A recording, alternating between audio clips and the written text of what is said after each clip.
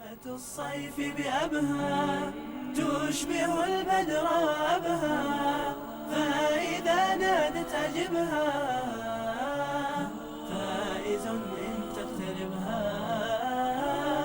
خيمة الصيف بأبها. السلام عليكم ورحمة الله وبركاته. بسم الله الرحمن الرحيم. الحمد لله رب العالمين، الحمد لله حمدا حمدا، والشكر له شكرا شكرا، أحمده حمدا يليق بجلاله، وأصلي وأسلم على نبيه ومصطفاه وإمامه ومجتباه محمد بن عبد الله، صلوات ربي وسلامه عليه وعلى آله وأصحابه وأزواجه ومن استنى بسنته واقتفى أثره إلى يوم القيامة. يا أيها الذين آمنوا اتقوا الله حق تقاته ولا تموتن إلا وأنتم مسلمون.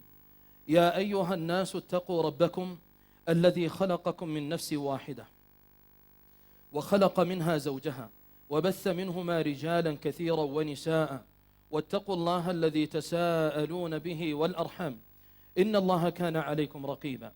يا أيها الذين آمنوا اتقوا الله ولتنظر نفس ما قدمت لغد واتقوا الله إن الله خبير بما تعملون. أما بعد معاشر الأحبة، أما بعد معاشر الكرام، أما بعد معاشر الأخوات الكريمات، سلام عليكم من الله ورحمته وبركاته. حياكم الله في هذا اللقاء المبارك الذي أسأل الله جل وعلا أن يجعله لقاء خير وبركة، ويجعله لقاء ذكر وتذكير، كما أسأل الله جل في علاه أن يجعلني وإياكم من الذين يستمعون القول فيتبعون أحسنه.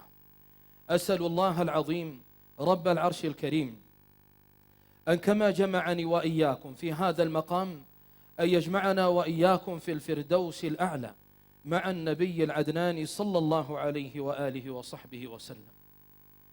اللهم إني أسألك يا ذا الجلال والإكرام، يا حي يا قيوم، يا فارج الهم، يا كاشف الغم، يا منزل الرحمات، يا كاشف الكربات، أن تغفر لمن كان سببا في هذا اللقاء. اللهم اغفر لمن هيأ هذا اللقاء، ولمن أنفق على هذا اللقاء، ولمن تسبب في هذا اللقاء، ولمن أذن لهذا اللقاء، ومن صور ونقل هذا اللقاء. كما أسأل الله أن يغفر للحاضرين والحاضرات، والمستمعين والمستمعات، والناظرين والناظرات.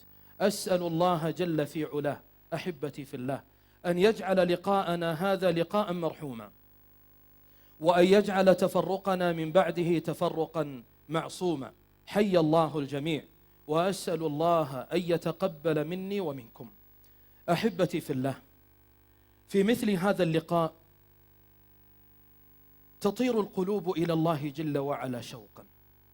في مثل هذا اللقاء لا يملك العبد منا إلا أن يحمد الله جل وعلا على أن يسر له أن يساهم في هذه الخيمة المباركة، خيمة أبها. وما أدراك ما خيمة أبها؟ فيها الذكر والتذكير، فيها الإعانة والتبصير، فيها الكرم والإكرام، فيها ذكرى وحب وإنذار، فيها قربة ورحم، فيها دعوة إلى الله جل وعلا. اللهم حرم المعدين لها على النار.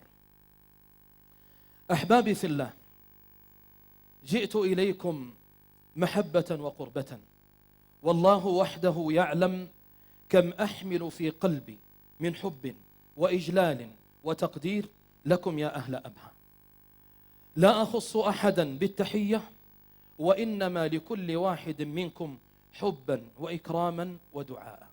عسى الله أن يقبل مني ومنكم ما نقدم في هذه الليلة وفي كل ليلة.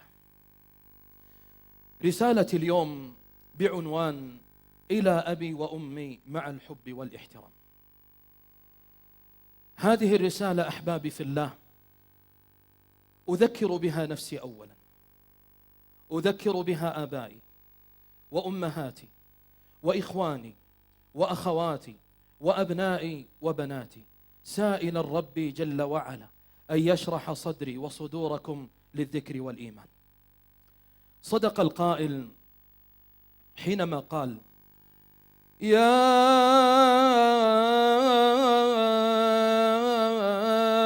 رب هذا الكون يا الله، من ذا دعاك فلم تجب دعاه، اليوم جئتك حاملا لخطيئتي، فاغفر لعبد ما جنته يداه. ووقفت في الليل البهيم مناديا: الله يا الله يا الله، إن كنت ممن سار خلف جهالة فالعفو عندك لا يحد مداه. يا ويلتي يا ويلتي والذنب أثقل عاتقي،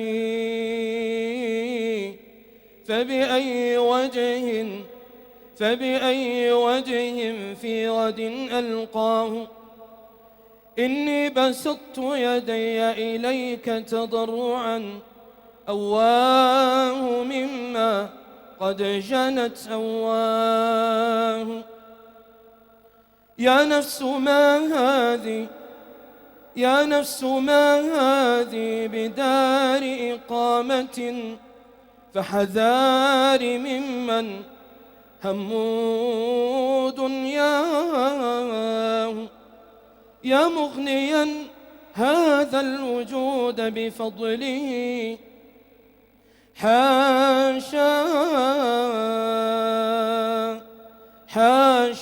أشك بجوده وغناه، فاقبل إلهي توبة من تائب، واجعل كتاب الحق في يمناه. أحبتي في الله، اليوم سأجلس أنا وإياكم مع القلوب، وليست أي قلوب، إنما قلوب فرت إلى الله جل وعلا، قلوب أحبت الله جل وعلا فلم ترد إلا رضاه. أخاطبك أيها الغالي، أخاطبك يا أبي، وأخاطبك يا أمي، وأخاطبك أيها المحب، وأخاطبك أخي، وأخاطبك أخيتي.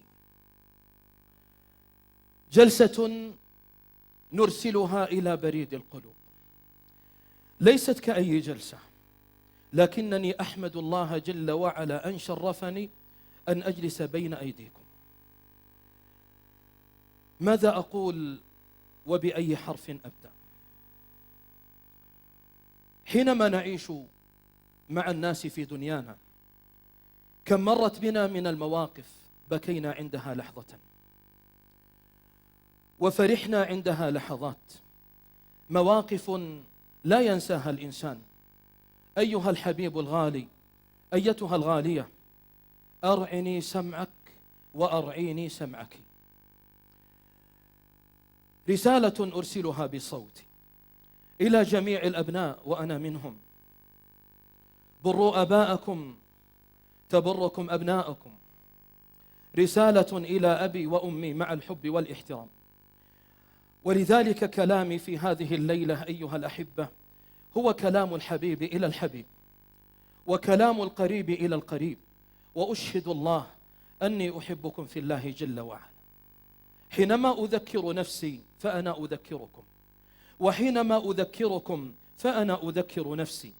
لذلك كلامي في هذه الليلة ليس عن أي أحد، ليس عن أي أحد بعد الله جل وعلا وبعد نبيه صلى الله عليه وآله وصحبه وسلم،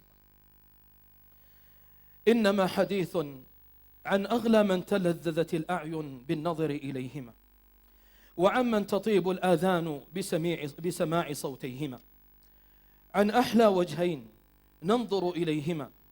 حديثنا اليوم حديث حنان وذكرى، حديث شوق وعبرة، حديث حب واشتياق، حديث عن عبادة من أفضل العبادات، وقربة من خير القربات، تسابق إليها الأتقياء من الرسل والأنبياء عليهم الصلاة والسلام، تسابق إليها الصلحاء والعلماء والدعاة والكبار والصغار والذكور والإناث، قرنها الله جل وعلا مع وجوب عبادته. هي من أحب الأعمال إلى الله وأفضلها إلى الله بعد الصلاة، تتنزل بها الرحمات وتكشف بها الكربات. هي مفتاح لكل خير ومغلاق لكل شر. هي من أعظم أسباب دخول الجنان والنجاة من النيران.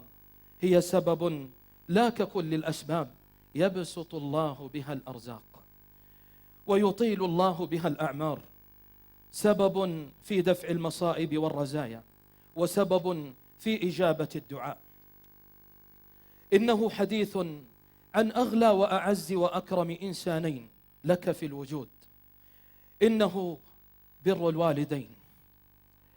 حينما قال الله جل وعلا في محكم الكتاب: وقضى ربك ألا تعبدوا إلا إياه وبالوالدين إحسانا، ما جعل فضلا عظيما بعد التوحيد الموصل إلى عبادته إلا ببر الوالدين. قال النبي صلى الله عليه وآله وصحبه وسلم: ففيهما فجاهد. إننا في زمن أحبتي عظمت فيه غربتنا واشتدت فيه كربتنا، فلم يرحم الأبناء دموع الآباء، ولم يرحم البنات شفقة الأمهات. في هذا الزمان الذي قل فيه البر إلا من رحم ربك، ولا زال في الأمة خير، وازداد فيه العقوق والشر. كم نحن بحاجة أحبتي في الله، وليسمح لي آبائي وليسمح لي أمهاتي ليسمحوا لي أن أتكلم عنهما. نحن بحاجة أن نتكلم عن آبائنا وعن أمهاتنا، أن نتكلم عن حق الوالدين الذي قرنه الله جل وعلا بحقه، عن عظيم الأجر لمن برهما. اثنان إذا ذكرتهما ذكرت البر والإحسان. اثنان إذا ذكرتهما أسعفتك بالدموع العينان. مضت أيامهما وانقضى شبابهما وبدا لك مشيبهما، وقفا على عتبة الدنيا ينتظران منك قلبا رقيقا وبرا عظيما، وقفا ينتظران منك وفاء وبرا وإحسانا. فالجنة لا شك لمن أطاع الله ثم برهما، والنار لمن عقهما وعصاهما، فطوبى لمن أحسن إليهما. اللهم اجعلني والحاضرين والحاضرات ممن أحسن في بر والديه. طوبى أحبتي لمن أضحكهما، وطوبى لمن أعزهما، وطوبى لمن أكرمهما، وطوبى لمن نظر إليهما نظر رحمة وود وإحسان. إلهي اغفر تقصيرنا في والدينا. تذكر كم كنت معهما في حب وألفة. تذكر كم تحتاج أنت وكم تحتاج هي وكم أحتاج أنا إلى دعوات الوالدين.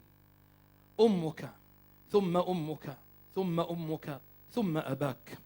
من أكرم الوالدين أطاع الله، ومن قدم برهما بعد طاعة الله أكرمه الله. طوبى والله ثم طوبى لمن أكرم الوالدين فأحسن إليهما، وطوبى لمن أسهر ليله في رضاهما ونصب في نهاره في طاعتهما وأضنى جسده في حبهما. طوبى لمن شمر عن ساعد الجد في برهما، فما خرجا من الدنيا إلا وقد كتب الله له رضاهما. أحبتي في الله، آبائي وأمهاتي، بر الوالدين وصية رب العالمين جل وعلا في كتابه، ووصية الحبيب صلى الله عليه وسلم في سنته. قال الله عز وجل: وأرعني سمعك أيها الحبيب. قال ربي جل وعلا: ووصينا الإنسان بوالديه حملته أمه وهنا على وهن. نعمة الخلق والإيجاد يوم أن أوجدك الله جل وعلا من والدين كريمين. نعمة التربية والإيلاد يقول ابن عباس رضي الله عنهما: ثلاث، أو قال 3 آيات مقرونات ب3 لا تقبل واحدة بغير قرينتها. قال الله: وأطيعوا الله وأطيعوا الرسول، فمن أطاع الله ولم يطع الرسول صلى الله عليه وسلم لم يقبل منه. وقال: وأقيموا الصلاة وآتوا الزكاة، فمن صلى ولم يزكي لم يقبل منه. وقال: أن اشكر لي ولوالديك، فمن شكر الله ولم يشكر والديه لم يقبل منه. إحسان الوالدين عظيم وفضلهما سابق. تأملوا أحبتي في الله، وأرعوني سمعكم، وعيشوا معي بارك الله فيكم عظيم الأجر في تذكر فضل الوالدين. ذكر أيها الغالي حينما كنت حال الصغر من كان يحملك ويطعمك بعد الله جل وعلا. تذكر في ضعف الطفولة حملتك أمك في أحشائها، ولا يزيدها نموك إلا ثقلا وضعفا، وعند الوضع رأت الموت بعينيها، ولكن لما رأتك بجانبها سرعان ما نسيت آلامها. علقت فيك جميع آمالها، رأت فيك بهجة الحياة وزينتها، ثم شغلت بخدمتك ليل نهار. تغذيك أيها الغالي بصحتها، طعامك درها، وبيتك حجرها، مركبك يداها، وصدرها وظهرها يحيطان بك. ترعاك، تخاف عليك من الهواء، إن بكيت لم يقر لها قرار، وإن أصابك مرض مرضت من مرضك. تجوع هي لتشبع أنت، وتسهر هي لتنام أنت، فهي بك رحيمة وعليك شفيقة. اللهم ارض عن أمهاتنا يا رب العالمين. إذا غابت عنك دعوتها، لأنه لا تستطيب الحياة إلا بها، وإن أعرضت عنك ناجيتها. إذا أصابك مكروه استغثت بها، تحسب كل خير عندها، تظن أن الشر لا يصل إليك. إذا ضمتك إلى صدرها أو لحظتك بعينيها. أما أبوك فذاك الأب، ذاك الحبيب، ذاك الغالي الذي بذل حياته ومهجته وماله من أجل أن يسعدك. أنت له مجبنة مبخلة، يكد ويسعى ويدفع عنك صنوف الأذى، يتقبل في الأسفار ويتعب ما يأتيه في التنقل بينها، يجوب الفيافي والقفار، يتحمل الأخطار، يتوجع من أجلك، يبحث عن لقمة العيش ليغنيك، ينفق عليك ويصلحك ويربيك. إذا دخلت عليه هش وبش وفرح، وإذا أقبلت إليه بش بوجودك. إذا خرجت تعلق قلبه بك، وإذا حضرت احتضن الحجرة التي تحتضنك. هذان هما والداك أيها الحبيب، تلك هي طفولتك وصباك. فلماذا التنكر للجميل؟ علام الفظاظة والغلاظة، وكأنك أنت المنعم المتفضل. أخرج الشيخان وغيرهما واللفظ لمسلم رحمه الله عن عبد الله بن عمرو رضي الله عنهما قال: أقبل رجل على النبي صلى الله عليه وآله وسلم فقال: أبايعك يا رسول الله على الجهاد والهجرة، أبتغي الأجر. فقال الحبيب صلى الله عليه وسلم: فهل والداك، أو قال: فهل من والداك أحد حي؟ قال: نعم، بل كلاهما. قال: فتبتغي الأجر من الله؟ قال: نعم. قال: فارجع إلى والديك فأحسن صحبتهما. وسئل النبي صلى الله عليه وسلم: أي العمل أحب إلى الله جل وعلا؟ قال الحبيب صلى الله عليه وسلم: الصلاة على وقتها. قيل: ثم أي؟ قال: بر الوالدين. قيل: ثم أي؟ قال: الجهاد في سبيل الله. رواه البخاري ومسلم. فبر الوالدين أحبتي في الله مقدم حتى على الجهاد في سبيل الله. جاء رجل إلى النبي صلى الله عليه وسلم يستأذنه في الجهاد، فقال له الحبيب صلوات ربي وسلامه عليه: أحي والداك؟ قال: نعم. قال: ففيهما فجاهد. متفق عليه. وعن معاوية بن جاهمة السلمي رضي الله عنه قال: أتيت رسول الله صلى الله عليه وسلم فقلت: يا رسول الله، إني كنت أردت الجهاد في سبيل الله معك، أبتغي بذلك وجه الله والدار الآخرة. قال: ويحك ويحك، أحية أمك؟ قلت: نعم. قال: ارجع فبرها. قال: ثم أتيته من الجانب الآخر فقلت: يا رسول الله، إني كنت أردت الجهاد معك، أبتغي بذلك وجه الله والدار الآخرة. قال: ويحك، أحية أمك؟ قلت: نعم يا رسول الله. قال: فارجع إليها فبرها. ثم أتيته من أمامه فقلت: يا رسول الله، إني أردت الجهاد معك في سبيل الله، أبتغي بذلك وجه الله والدار الآخرة. قال: ويحك، أحية أمك؟ قلت: نعم يا رسول الله. قال: ويحك، إلزم رجلها فثم الجنة. رواه ابن ماجة وصححه الألباني رحمه الله تعالى. يا غالي، يا غالية، أيها الحبيب، أيتها الغالية الكريمة، يا من تسمع كلامي، أسألك بالله، ماذا قدمت من برك لوالديك؟ أبتغيت ببر والديك الفردوس الأعلى، أم أنك مع اللاهين، أم أنك مع الغافلين، أم أنك مع الذي أحسن ظاهره وأساء في باطنه، أم أنك مع الذين يوجه الناس إلى الهدى وهو غافل عنه؟ كم اشتكت الأمهات من عقوق الآباء، كم اشتكت الأمهات من عقوق الأبناء، وكم اشتكى الآباء من عقوق البنات والأبناء. يا غالي، إن وجودنا في هذه الدنيا والله محسوب، ولئن زالت الدنيا وآباؤنا غير راضين كيف يكون حالنا بين يدي الله جل وعلا؟ أيها الغالي، أخاطب فيك دينك، أخاطب فيك رجولتك، أخاطب فيك قوتك، أخاطب فيك شبابك، أخاطب فيك ذاك القلب الحي. يا من أحببت الله، أيقر لك قرار وأباك وأمك ينامان وهما في غضب شديد عليك؟ أيقر لك قرار وأنت بين يدي أصحابك وأمك وأباك يرتجون هذا وهذا من أجل شيء من الدنيا؟ كيف تطيب الدنيا إذا غضب الوالدان؟ كيف تطيب الدنيا إذا رحلنا من الدنيا ووالدانا قد خرجوا عنا وهم غير راضيان عنا؟ أيها الغالي، أيتها الغالية، إن وجود والدينا أو أحدهما على قيد الحياة والله إنها نعمة.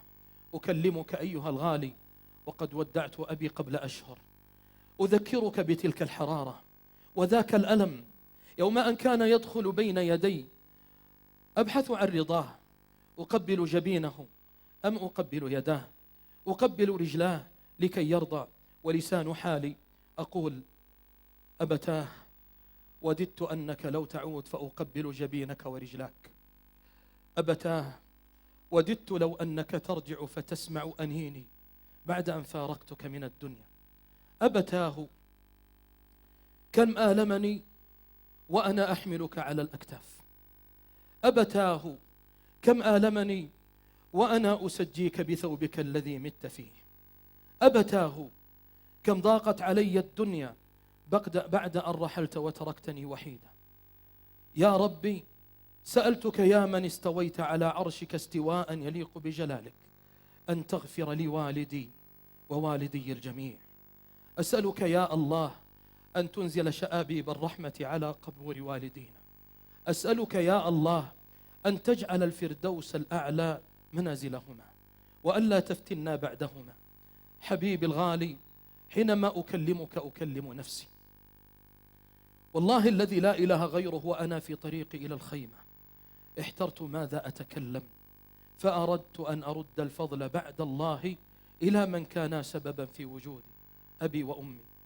أمي، لو كنت تعلمين ما في قلبي لك من الحب لوددت ألا تفارقيني أبدا. أبتاه، لو كنت تعلم ماذا أحمل في قلبي من الحب لك والحزن على فراقك لتمنيت ألا تفارقني. ولكن هي سنة الله في الحياة، أن الله جل وعلا يخلقنا ثم يميتنا ثم نقف بين يديه جل وعلا. فأسأل الله بمنه وكرمه أحبتاه أن يجعلنا وإياكم ممن يقبل على الله وقد رضي عنه وغفر له. حبيبي الغالي، أخيتي الغالية، المحبة والتقدير والطاعة والتوقير والتأدب أمام الوالدين مطلب شرعي. النفقة عليهما ليس تفضلا منك، وإنما ردا لجميلهما عليك. لا ترفع صوتك عليهما، لا ترفع صوتك عليهما، ألن لهما بالقول وترفق بهما قبل أن تسجيهما، ثم في صدع من الأرض تودعهما. والله جل وعلا يقول: فلا تقل لهما أف ولا تنهرهما وقل لهما قولا كريما. هل ضاقت عليك الكلمات ألا تتخير ألطفها؟ هل ضاقت عليك العبارات ألا تتخير أفضلها؟ أين القول الكريم؟ أين حب الوالدين؟ أين تقبيل الجبين؟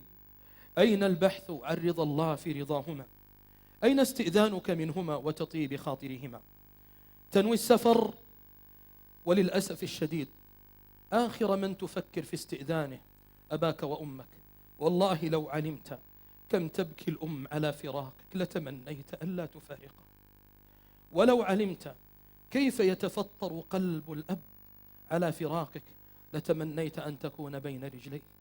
اللهم ارحم تقصيرنا في حق والدينا.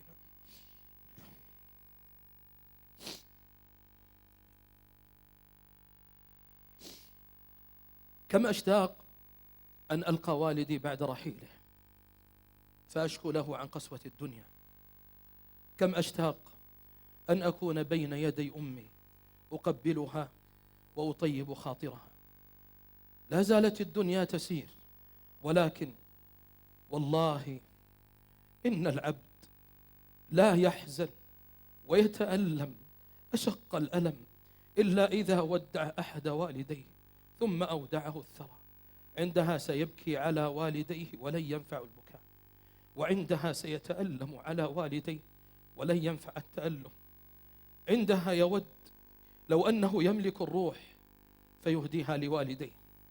عندها سيتمنى لو كان يملك الدنيا كلها فيضعها بين أقدام والديه ليرضوا عنه فيرضى الله عنه.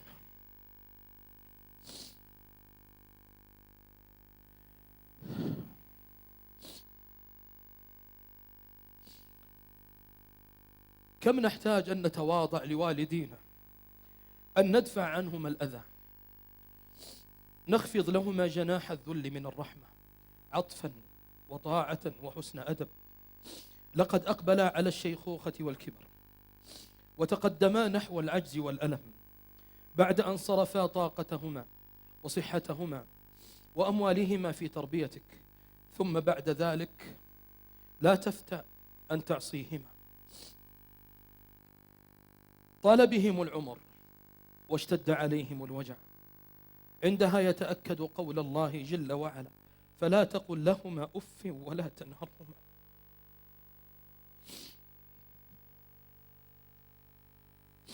وقل لهما قولا كريما. قال رجل لعمر بن الخطاب رضي الله عنه وأرضاه: إن لي أما، واسمع يا رعاك الله، واسمعي يا رعاك الله، إن لي أما بلغ منها الكبر أنها لا تقضي حوائجها إلا على ظهري، وظهري مطية لها، فهل أديت من حقها شيئا؟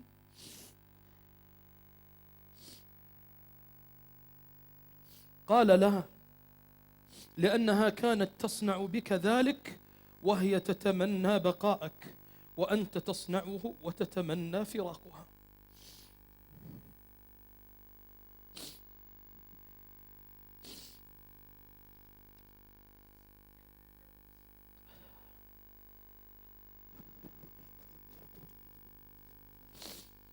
قال: هي تفعل هذا وتتمنى بقاءك، وأنت تفعل هذا وتتمنى فراقها، ولكنك محسن، والله يثيب على الكثير وعلى القليل، إن حقهما عظيم، ولكن الجأ إلى الله بالدعاء لهما في حال الحياة وبعد الممات، اعترافا بالتقصير وأملا فيما عند الله. قال الله تعالى: رب ارحمهما كما ربياني صغيرا. اللهم ارحم والدينا كما ربونا صغارا. اللهم ارحم والدينا كما ربونا صغارا.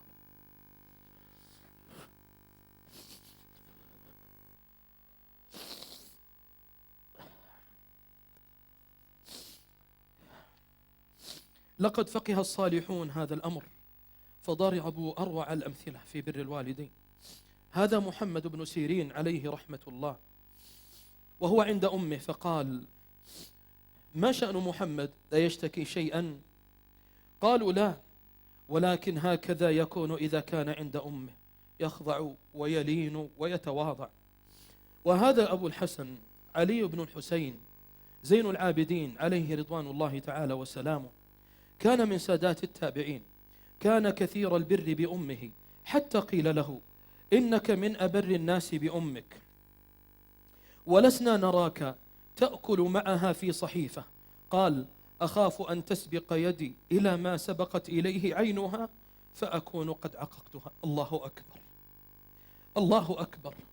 لو رأى السلف ما يصنع الآباء اليوم بهم أبناؤهم ماذا يفعلون. الله أكبر.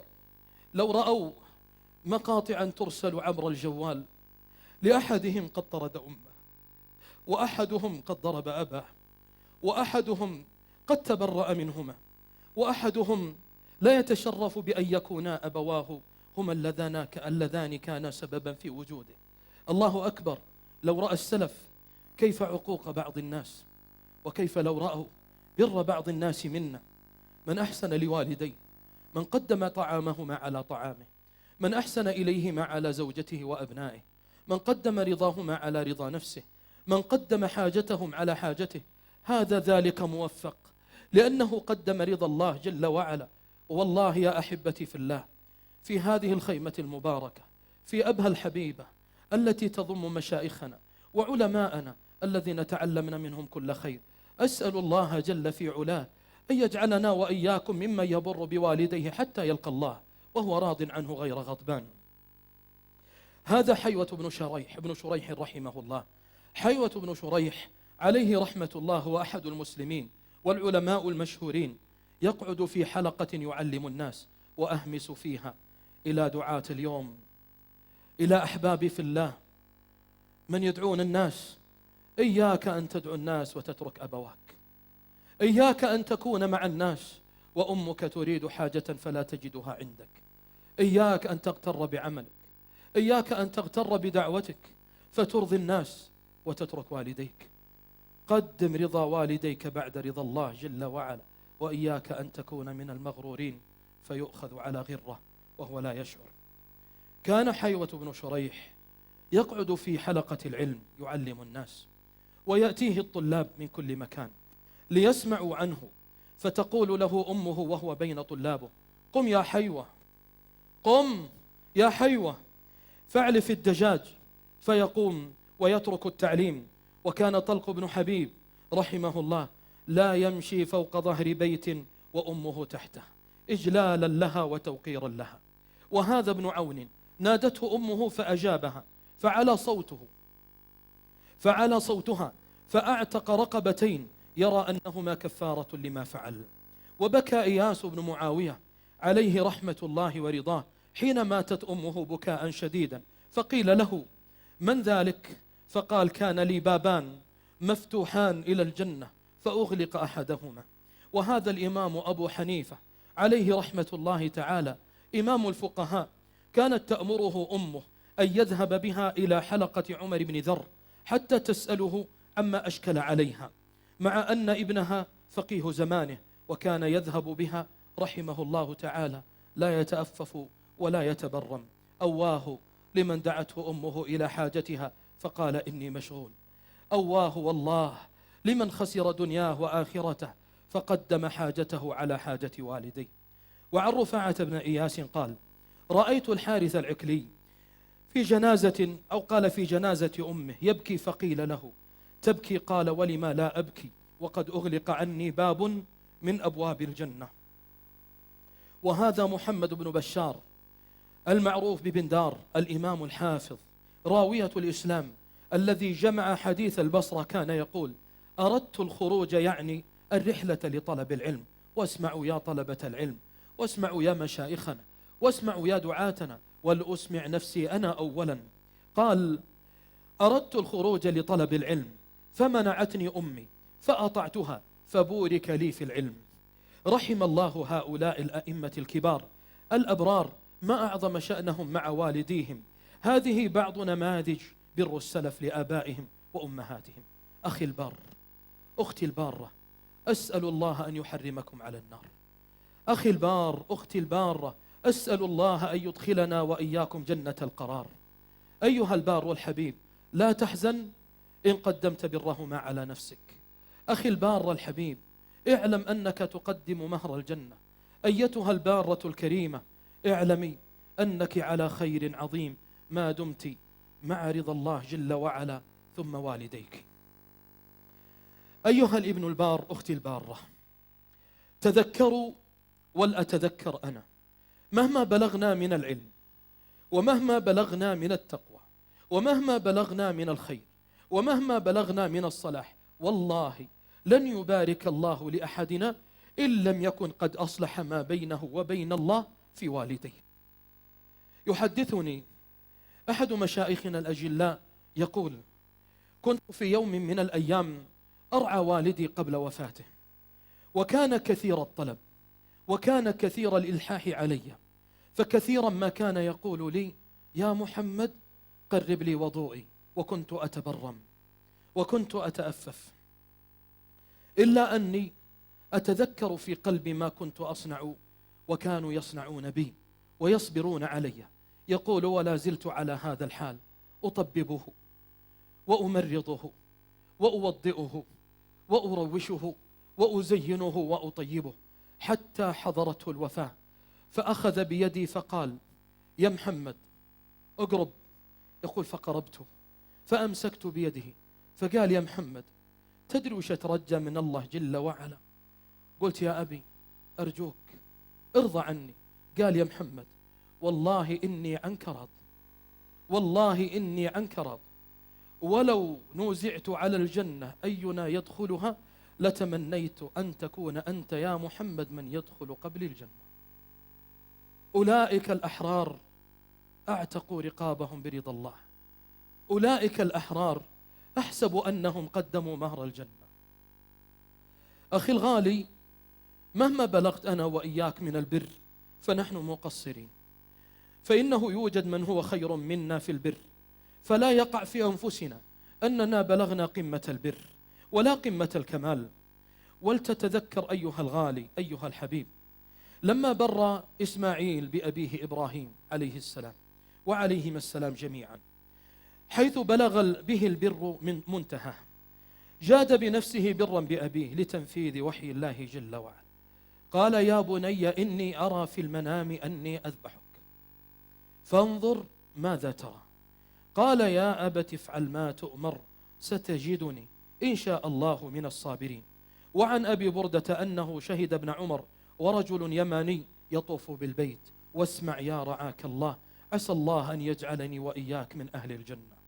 حمل أمه وراء ظهره يقول: إني لها بعيرها المذلل، إن أذعرت ركابها لم أذعر. ثم قال: يا عمر أتراني جزيتها؟ قال: لا، ولا بزفرة واحدة. رواه البخاري في الأدب المفرد وهو صحيح الإسناد.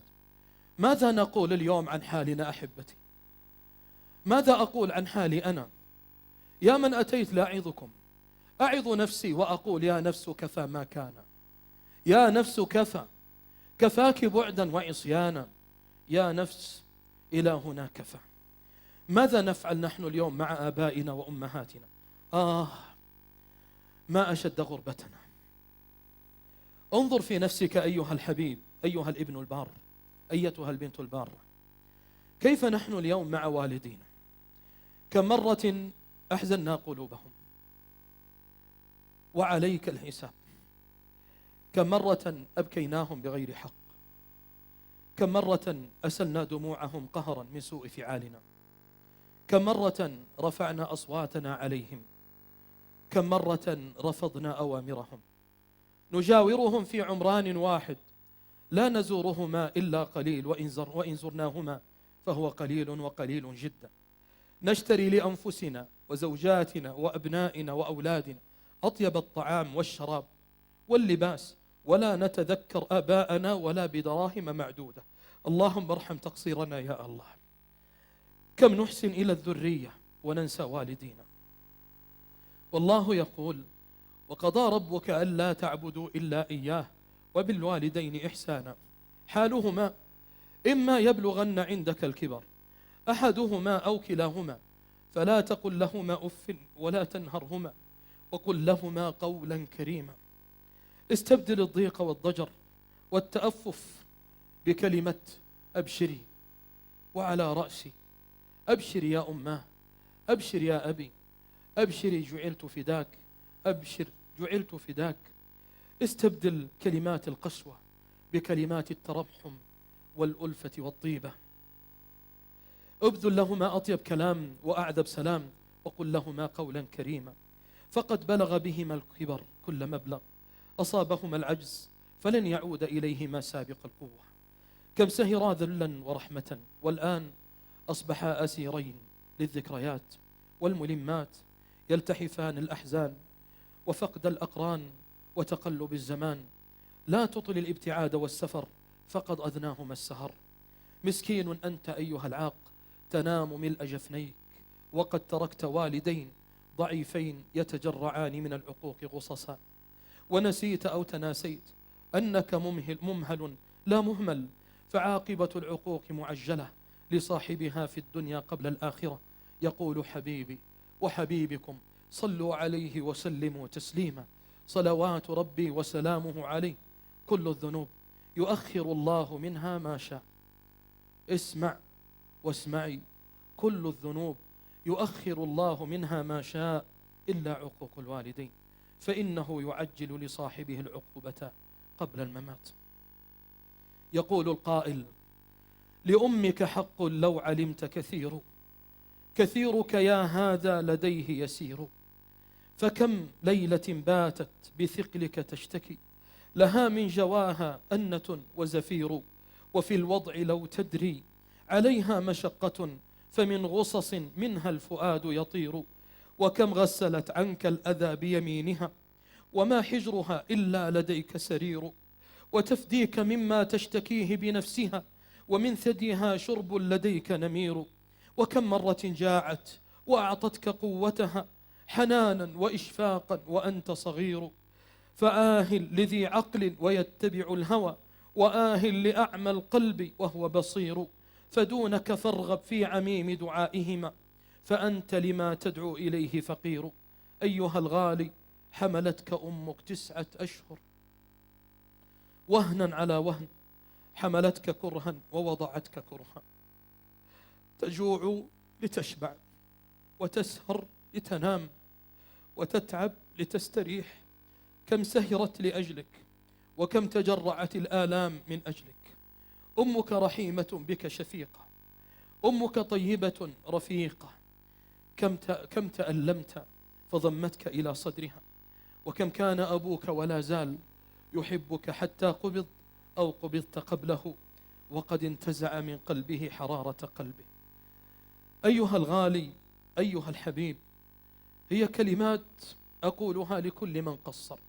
يا ويلك أيها العاق، إن حشرت إلى الله جل وعلا وأنت عاق. النار ستصلاك إن لم تتب فاحذرها. اسمع ربك جل وعلا ماذا يقول: من جاء بالسيئة فكبت وجوههم في النار هل تجزون إلا ما كنتم تعملون.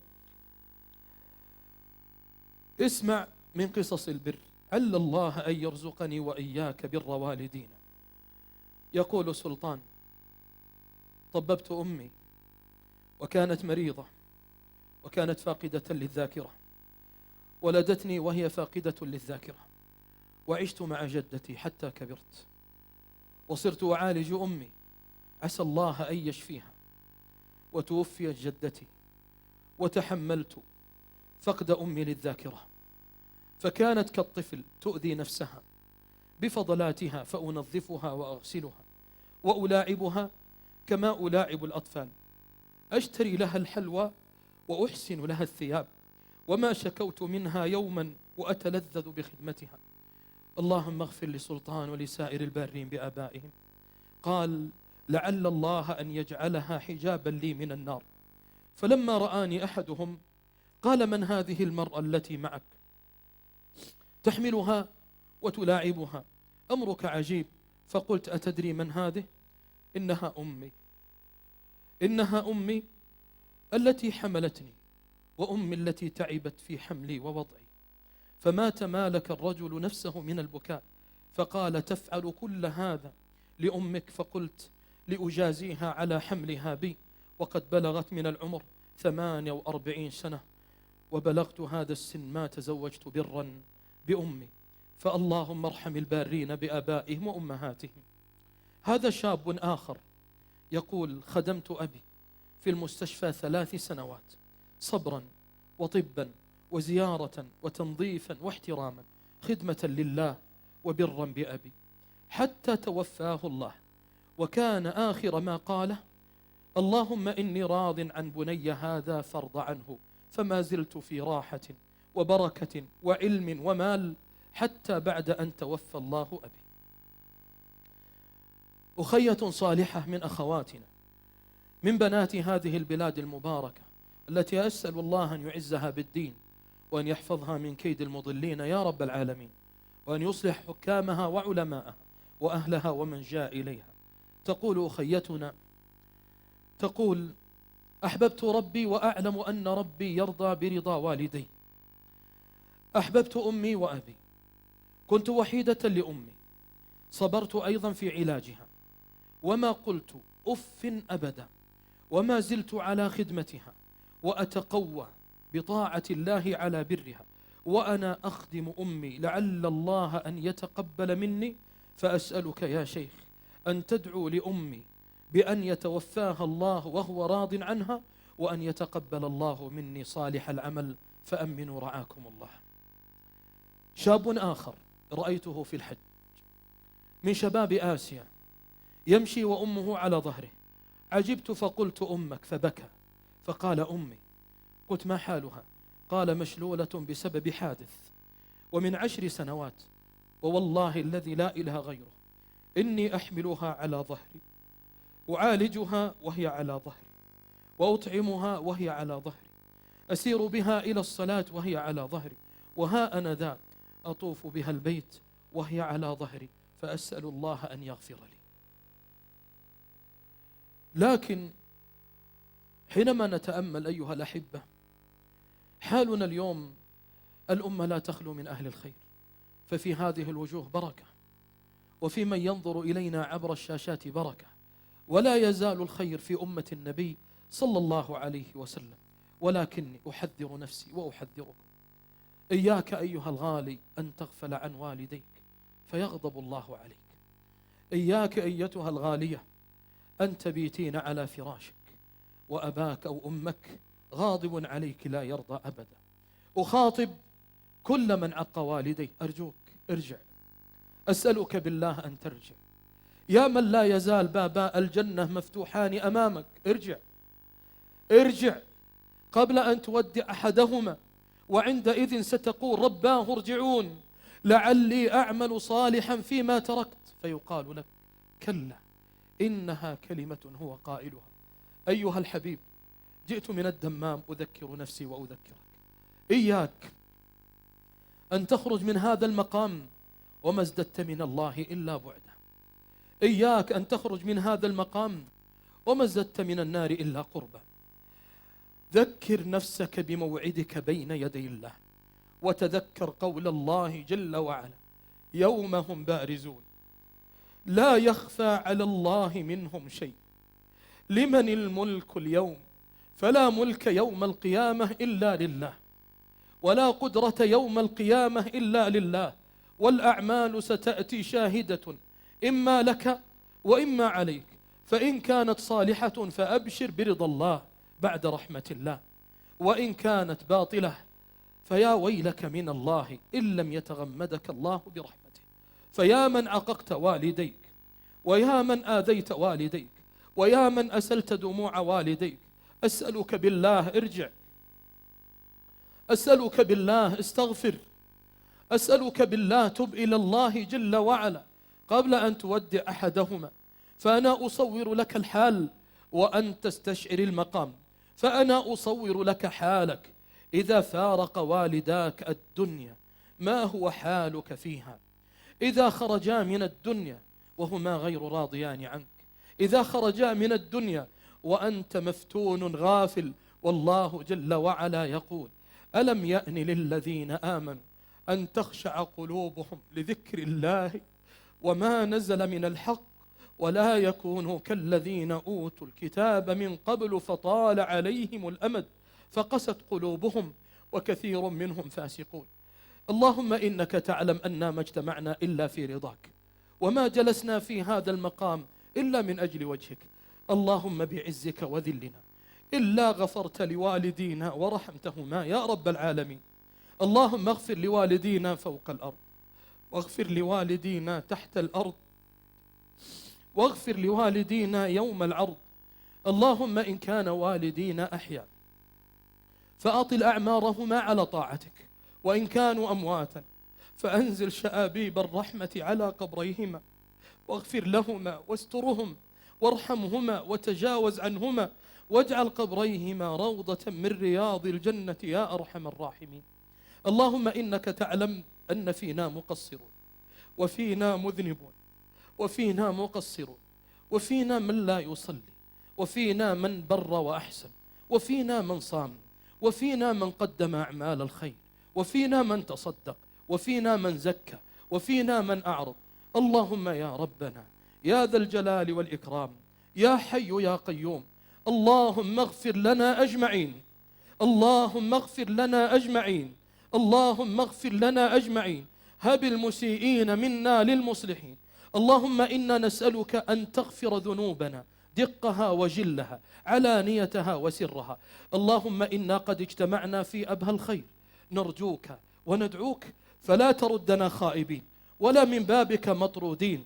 أصلح شباب الإسلام وفتيات الإسلام ودعاة الإسلام وحكام الإسلام وعلماء الإسلام. اللهم يا ربنا يا ذا الجلال والإكرام لا تجعل لنا ذنبا إلا غفرته، ولا هما إلا فرجته، ولا كربا إلا نفسته، ولا مظلوما إلا أزلت عنه الظلم، ولا حاكما إلا أصلحته، ولا ضالا إلا هديته، ولا فاجرا إلا رددته إليك يا رب العالمين، ولا بارا إلا جازيته الجنة، ولا عاقا إلا رددته إلى التوبة وحياض التوبة والتقوى يا رب العالمين يا ذا الجلال والإكرام. سامحوني يا أحبابي إن أطلت على هذه الوجوه، فما هو والله إلا حديث من القلب إلى القلب. أسأل الله أن يتقبله مني ومنكم، وأن يجزي القائمين على خيمة أبها خير الجزاء، وأن يعطي من أنفق خيرا، وأن يعطي ممسكا تلفا، وأن يثبتنا وإياكم على الهدى. إن أصبت فمن الله، وإن أخطأت فمن نفسي والشيطان، والله ورسوله منه بريئان. وصلى الله على حبيب محمد وآله وصحبه أجمعين، والسلام عليكم ورحمة الله وبركاته.